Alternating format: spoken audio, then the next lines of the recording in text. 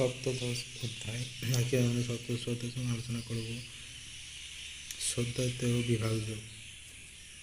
অর্জুন বললেন, হে কৃষ্ণ, শাস্ত্রবিধি অনুযায়ী না চলে শ্রদ্ধা সহকারে যাগযজ্ঞ পূজা অর্চনা যারা করে তারা কোনো গুণান্বিত। শ্রী ভগবান বললেন, মনোভাব অনুসারে শ্রদ্ধা ও উৎপন্ন হয়ে থাকে, সেই রকম স্বভাব লাভ হয়।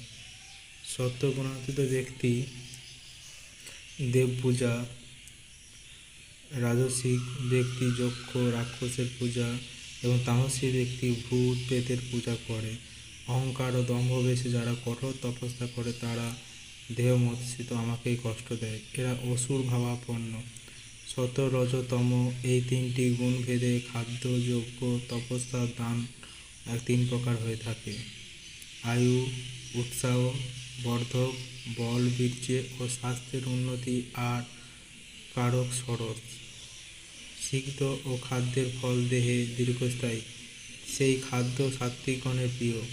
অতি তিক্ত টক লবণাক্ত, অতি গরম ঝাল রুক্ষ ও ঝাঁঝালো খাদ্য রাজসিকদের প্রিয়, এতে দুঃখ শোক ও রাগ উৎপন্ন হয়। শুষ্ক দুর্গন্ধযুক্ত বাসি ও উচ্ছিষ্ট খাদ্য তামসিকদের খাদ্য। অষ্টাদশ অধ্যায় মোক্ষযোগ। অর্জুন বললেন, হে শ্রীকৃষ্ণ, সন্ন্যাস ও ত্যাগের মধ্যে কি প্রভেদ আমাকে তা বলুন। শ্রীকৃষ্ণ বললেন, হে অর্জুন, কামফল ত্যাগ করাই হলো সন্ন্যাস ও কর্মফলের কামনা ত্যাগই হলো ত্যাগ।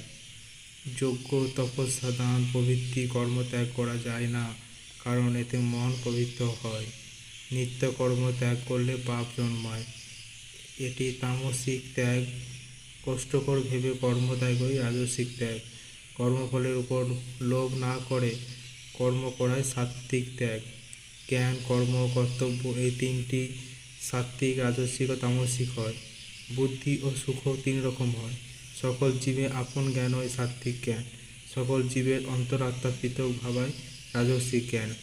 যুক্তি প্রমাণহীন তুচ্ছ জ্ঞান করায় তামস জ্ঞান। কামনাশূন্য অনাসক্ত হয়ে শুধুমাত্র কর্তব্যবোধে কর্ম করায় সাত্ত্বিক কর্ম। ফলের আকাঙ্ক্ষা নিয়ে নিজের কর্তব্য জ্ঞানে যে কাজ করা হয় সেটা রাজসিক।